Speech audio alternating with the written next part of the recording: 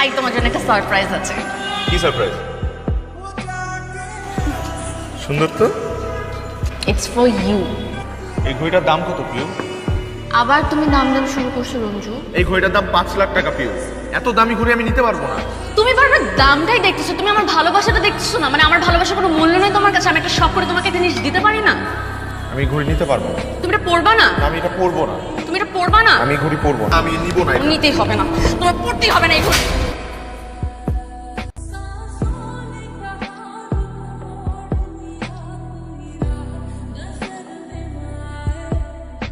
এই যে এখন পরছি, এই যে আমি ঘড়িটা পরছি, আমি কথা দিচ্ছি এই ঘড়ি আমি কখনো খুলবো না। রঞ্জন, শুনছিস কিছু? কি? গতকাল রাতে রনি সুইসাইড করতে নিয়েছিল, হাসপাতালে নিয়েছিল। আমি বাসায় নিয়ে এসেছি, আমি দেখে আসলাম। তুই এই কথা আমার আগে বলবি না। রঞ্জু, পিউ আমার কথাটা শোনো, আমার কথাটা শোনো প্লিজ। পিউ আমার কথাটা শোনো। কেন শুনবো? কি শুনবো? প্লিজ আমার কথা শোনো। এই চাকরিটার জন্য আমার বন্ধুটা মরতে বলছিল। আমার বন্ধুটার বাবা পঙ্গু হয়ে 4 বছর ধরে বিছানায় শোয়া। ছোট ভাই বোনের পড়াশোনা বন্ধ হয়ে গেছে, বাসা ভাড়া দিতে পারছে না। আমার বন্ধুটা সুইসাইড করতে গিয়েছিল। ওর এই চাকরিটা খুব প্রয়োজন, খুব। এটা তুমি ইন্টারভিউ না দিতে যে তোমার বন্ধুকে পাঠিয়েছো। তোমার এই চাকরিটা হলে না আমি তোমাকে আমার বাবার সাথে দেখা করাতে পারতাম। এখন সবকিছু উল্টাপাল্টা হয়ে গেল। আমি নিজের যোগ্যতায় চাকরি খুঁজে বের করব। আসসালামু আলাইকুম। ওয়ালাইকুম আসসালাম। বসো বসো বসো। মা, কফির ব্যবস্থা করবে? শিওর, কেন বলবো না। কফির কথা বলে এসেছি। তোমার হাই অ্যাম্বিশনটা কি একটু বলবে? আপনার মেয়েকে ভালো রাখা। আমার মেয়েকে ভালো রাখতে গেলে you have to earn something. তুমি তোমার চাকরিটা তোমার বন্ধুকে দিয়ে দিয়েছো। ওই চাকরির কারণে আমার বন্ধুর পরিবারটা বেঁচে গেছে, তার জীবনটা বেঁচে গেছে। নিজে বাঁচতে গেলে আগে নিজের প্রয়োজনটা দেখতে হয়। কিন্তু তাই বলে কি আমাদের আপনজনের বিপদের সময় আমরা তাদের পাশে গিয়ে দাঁড়াবো না?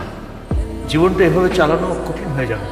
লাইফের অ্যাম্বিশনটা হওয়া উচিত আমরা সুস্থ সুন্দরভাবে বেঁচে থাকবো এবং আমাদের আশপাশে মানুষজনকে নিয়ে বেঁচে থাকবো।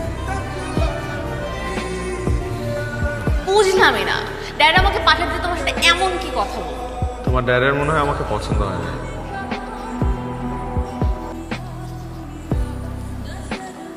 কিরে, মন খারাপ করে বসে আছিস কেন? বিয়ে তো হয়েছে, কিন্তু সংসার করব কি করে? আমার হাতে একটা টাকাও নেই।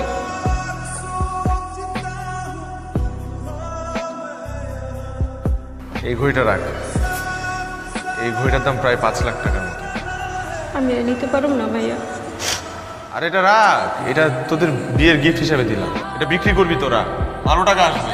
তুই তোমার এই বইটার একটু দোয়া করে দাও ভাইয়া।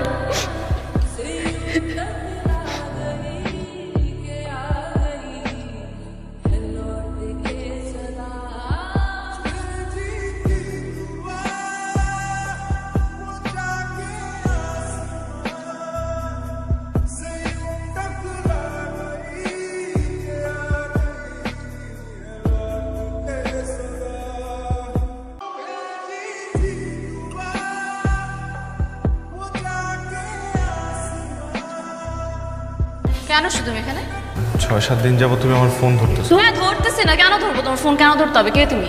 কয়টা গার্লফ্রেন্ড তোমার? হ্যাঁ, কি বলতেছো এসব? ও কিছু বুঝতে পারতেছো না কি বলতেছি না? ঘড়ি কই? হ্যাঁ, এই কই? হাতের মধ্যে ঘড়ি নেই তো? খুব না বলছিলা সারা জীবন আমার দেওয়া ঘড়ি পরে থাকবা। ঘড়ি কই? ঘড়ি কই?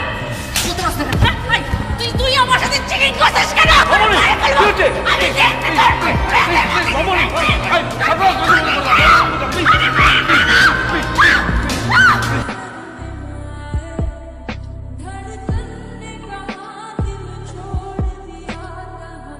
জবা, ভাইয়া আসো আসো, ভিতরে আসো, বসো।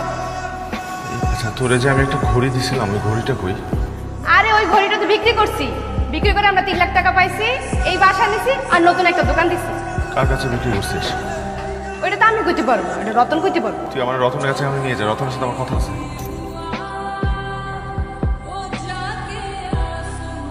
ভাইয়া আপনি যে ঘড়িটা পরেছেন, এই ঘড়িটা আসলে আমার ছিল, যেখানে বিক্রি করেছি সেখান থেকে জানতে পেরেছি সে আপনার কাছে বিক্রি করেছে।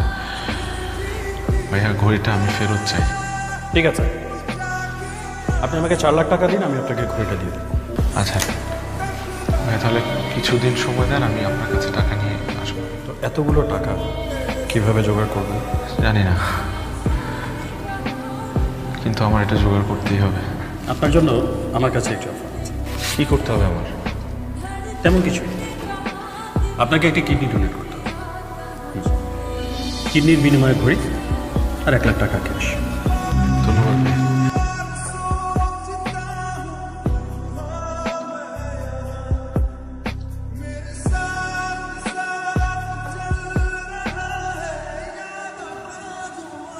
ভাইয়া,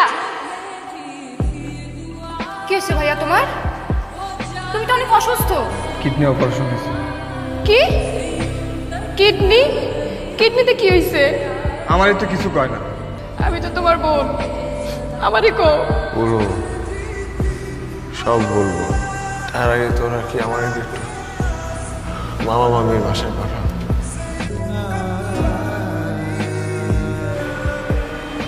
তুই গিয়ে ঘড়িটা দিয়ে আয়।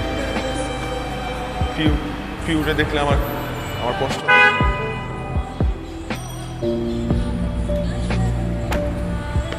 রঞ্জু, তুই এখানে তাকাইছিস কেন? আমি আমার চিনতে পারছিস না, আমি রনি। চল চল চল, আরে আয় তুই। বিশ্বাস কর দোস্ত, ওকে আমি এত পরিমাণ খুঁজছি, মেসেজে কতবার গেছি। পিউ, পিউ দেখো কাকে নিয়ে আসছি। এই পিউ, ওই তাড়াতাড়ি আসো।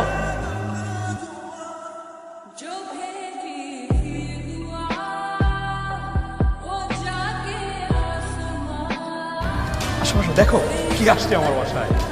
পিউ, এ হচ্ছে রঞ্জু, আমার সবচেয়ে কাছের বন্ধু। আর ও হচ্ছে, আমি ভাইয়ার খালাতো বোন জবা। ওর জন্যই তো তোমার সাথে আমার পরিচয় হয়েছে। জানিস দোস্ত, তুই যে অফিসে আমাকে চাকরি দিছিলি, ওই অফিসে ওর মামার সাথে আমার পরিচয় হয়। তারপর মামার সাথে একটা ভালো সম্পর্ক তৈরি হয়। ওর মামা আমার সাথে ওর বিয়ে ঠিক করে, তারপরে তো বিয়েটা হয়ে যায় আমাদের মধ্যে। তুমি জানো, আমার আমার সবচেয়ে কাছের বন্ধু, আজকে যে চাকরিটা আমি করি এটা আমার ছিল। ওর, ও যদি চাকরিটা না দিত হয়তো আমি মারাই যেতাম। সরি দোস্ত, আমি আসলে একটু ইমোশনাল হয়ে যাচ্ছি, প্লিজ বস। এই, তুমি কিছু করবে না? মানে আমার ফ্রেন্ড আসছে, ওকে অ্যাপয়েন্ট করো। আমি তো তোর বিয়েতে কিছুই দিতে পারলাম না। এই ঘড়িটা তোর বিয়ের গিফট। জানেন, এই ঘড়িটার পেছনে একটা গল্প আছে। তুই চুপ কর।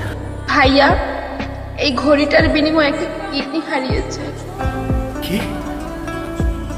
দোস্ত? ও ও কি বলছে? বাট এই ঘড়িটা ভাইয়া ওনার গার্লফ্রেন্ড দিয়েছিল। ওনার গার্লফ্রেন্ড ওনাকে ভুল বুঝে খুব অপমান করে, আর ঘড়িটা ফিরিয়ে আনার জন্য ভাইয়া তার একটা কিডনি বিক্রি করে দেয়। মেয়েটাকে ওর অ্যাড্রেস দিয়ে আমি কথা বলবো। ভালোবাসার মানুষ কখনো নিষ্ঠুর হতে পারে না। ভালো থাকিস। আসি। আসি মানে? আজকে একসাথে খাওয়া দাওয়া করবো, দেন যাবি। না না, ভাইয়া অনেকদিন পর গ্রাম থেকে এসছে, আমার বাসায় আজকে খাওয়া দাওয়া করবো। ভাবি, আসি।